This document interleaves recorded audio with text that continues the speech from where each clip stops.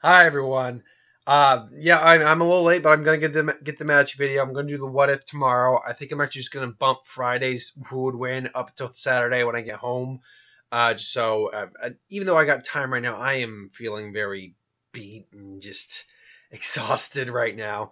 But I'm still gonna do at least two videos. I'm still gonna do this video, the magic video, and I'm still gonna do my review for Three Billboards Outside of Ebbing, Missouri. It's just not gonna be a very long review.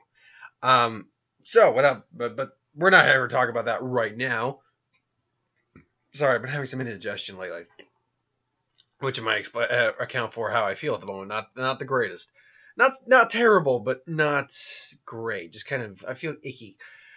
um, but no, we have some rivals of Ixalan spoilers to talk about. Now, two of these came out a good couple weeks ago. The Galt Galta Primal Hunger and Silver Gilded came out a couple weeks ago. Excuse me. If you see me do this, I'm stifling these. I'm stifling some indigestion burps. But those came out a couple weeks ago. However, we also have a couple new cards now come out due to some Spanish sites or Can't remember exactly how it came out. The Dinosaur and the Immortal Sun came out through a Spanish site. The Storm, the Vault transforming enchantment came out, I think, through like a Twitter or some promo. I know that the Rivals Ixalan spoilers don't start until like more and later into January, but they're doing the geocache thing again. So we will get some spoilers between now and the actual legitimate spoilers. But I mean, hey, it's 6 cards in total, so I can just go over them real quick.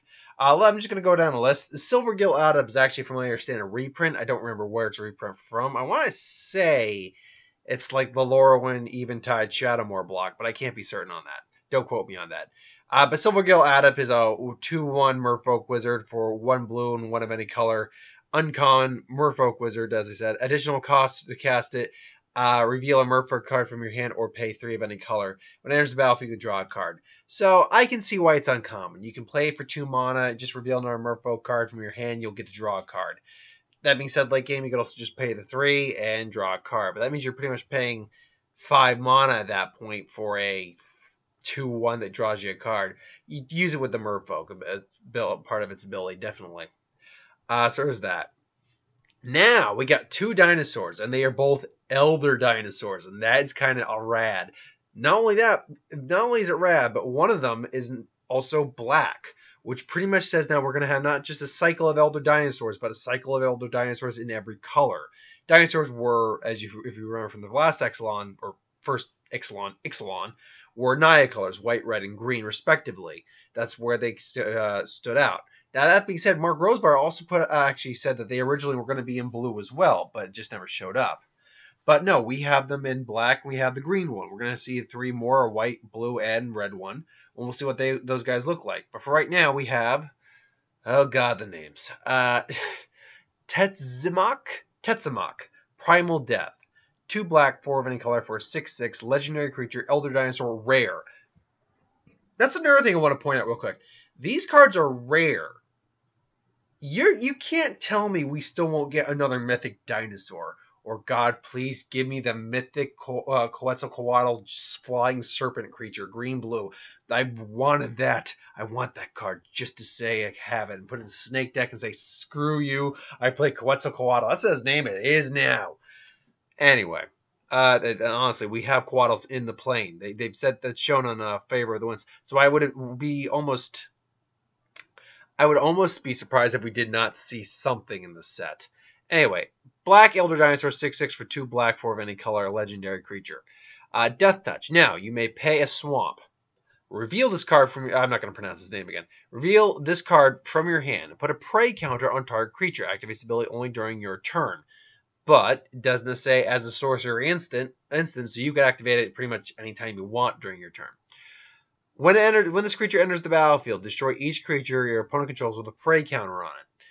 That's a pretty nice setup card, particularly when you show it and now your opponent knows, oh crap, I got a ticking time bomb on my hands.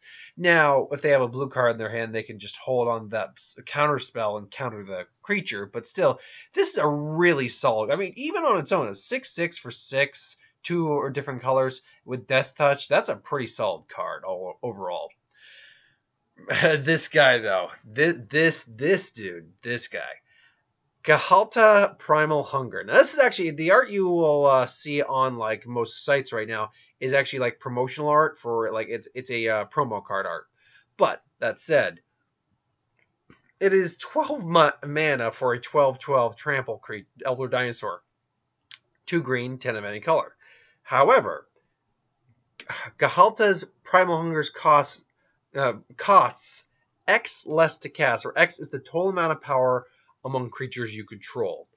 Let's put this into perspective. By turn 5, if you've been having you could have just 5 mana chain creatures, or 5 power chain creatures on the battlefield with something with a 2 and a 3. That's not hard to imagine. Maybe even 1. Let's even say 6. 6 is a relatively standard number, I can imagine. That immediately means you're getting a 12/12 with trample for 6 mana. That is a square deal. Absolutely, that is a deal you take. Let's be clear, even if you just have one creature on the field that's like a 3/3, that's still a 12/12 for 9. That's a lot easier to play than a 12 for 12/12 for 12. But no, again, or if you're just using the giant or the pump token strategies, that's fairly conceivable to do. You can just pump out 1/1s all day, all night. You can get 12 of them out there. Well, if you got 12 1/1s out there, you're probably winning anyway. But it's all about how you position your field. Let's even say you get this primal death guy out there. Right there, that's 6. You got maybe another creature or 2 out. Let's say you got up to 9. That means this guy costs 3. I think this is a fantastic card. It's pretty easy to use, actually. Now, granted, if someone knows that you have it, they're going to try to stop you from playing it. Absolutely. But still, it's a pretty solid card. Storm the Vault. Now, this clearly is indicating it's 1 red, 1 blue, and 2 of any color for a legendary enchantment. It's a transform card, which tells me right off the bat that we're going to be getting probably, would I say, a cycle of all the dual colors, or am I going to just say enemy colors? Wait, is red even an enemy color? No, red's not an enemy color. Of blue, I think is actually an ally color, isn't it? Yeah, it's an ally color. Pretty certain, anyway. You can let me know if I'm wrong on that. I don't think I am. I'm trying to think. I know green and blue are enemy colors. Black and white are enemy colors. Red and white, I think, are enemy colors.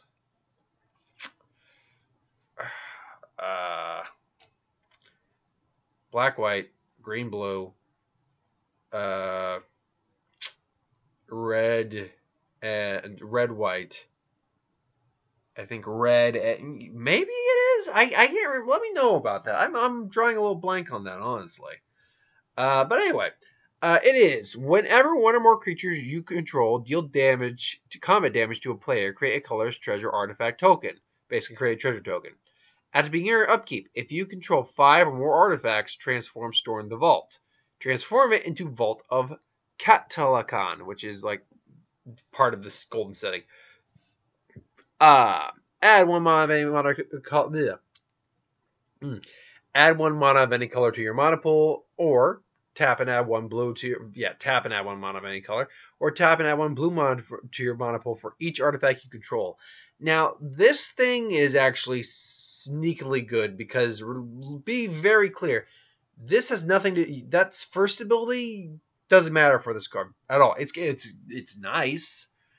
But if you're already in some sort of token making strategy, you don't need to do anything. You just gotta let this thing sit and play your tokens.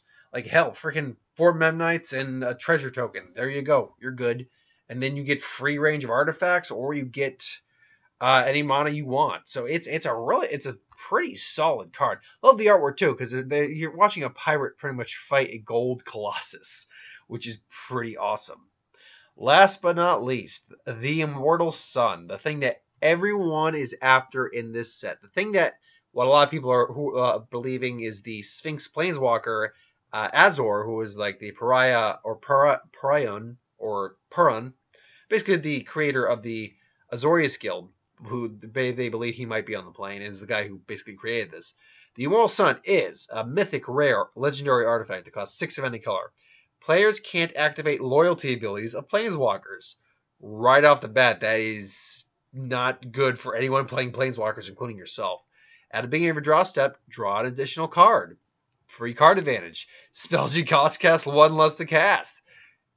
Card advantage and card advantage. And then creatures you could go get +1/+1. It's 4 separate and relevant abilities all wrapped into one. Let's be clear about that. The Planeswalker thing, great. Draw an extra card, fantastic. Spells. It does not specify spell type. It just says spells. That is key. Meaning everything costs 1 less. Now, unfortunately, because it's legendary, you can't just stack this on with anything else. But it's still...